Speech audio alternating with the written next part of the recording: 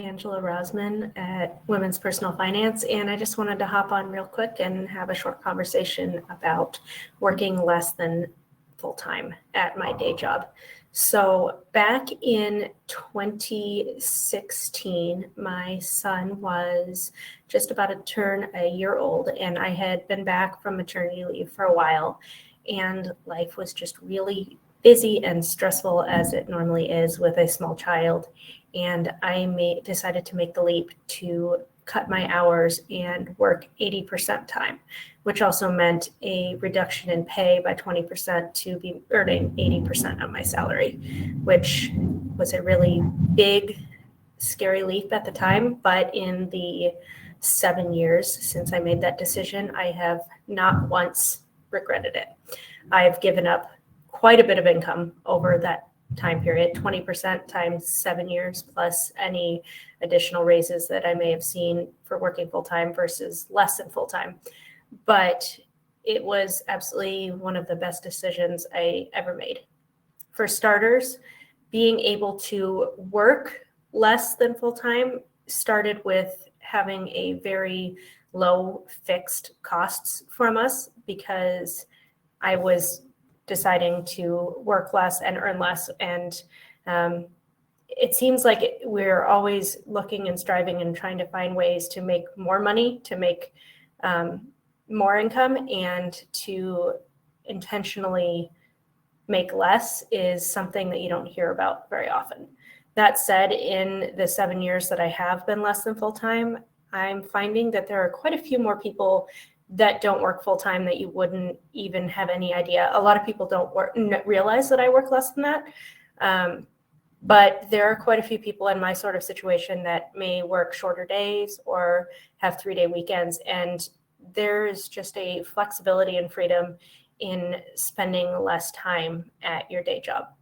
It's absolutely the thing that made me have the time to be able to grow Women's Personal Finance with Regina into a full business as well. 32 hours a week doesn't sound like a whole lot different from 40. When people hear that I work part-time, they think, 20 hours a week, 15 hours a week.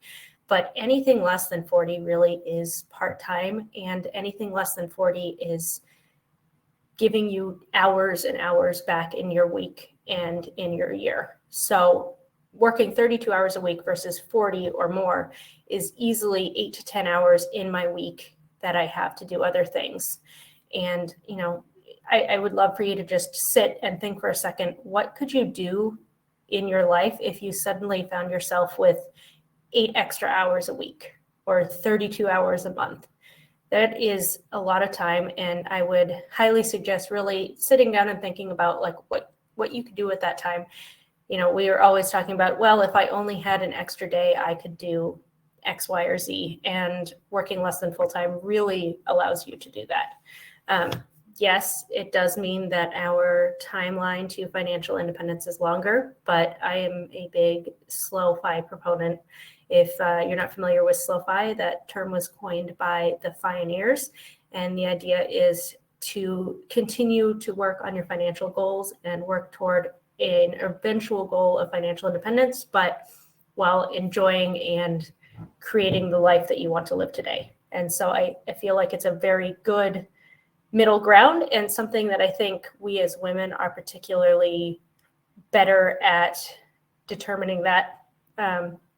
And so if you feel like a lot of the money content online, especially in the FIRE space, is all about grinding it out and being miserable until you finally reach your magical number, I'm here to say there's also a lot of information online that gives you a much more reasonable path along your goal of financial independence. And I think that going part-time is a big piece that I would love to hear more people take advantage of.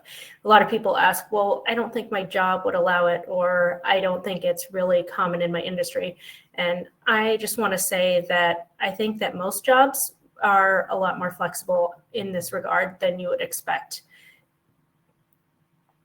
Even if you're the first person to do it in your company, I think especially now as we head into a recession, the idea of a job being able to pay you for your core hours, but pay you for less of them is something that I think would be intriguing to a lot of companies. So I would suggest coming forward with a full list of your job duties and figuring out which ones maybe aren't super important that you could peel off to restrict those hours, and just make a proposal and say, this is what I'd like to do. You can pay me less, but you're still going to get the core work out of me. Yes, would I love to see if 32 hours a week became our regular full-time employment? Yes, but we're not there. So I think this is a great middle ground if you can make the finances work to work less than part-time or less than full-time.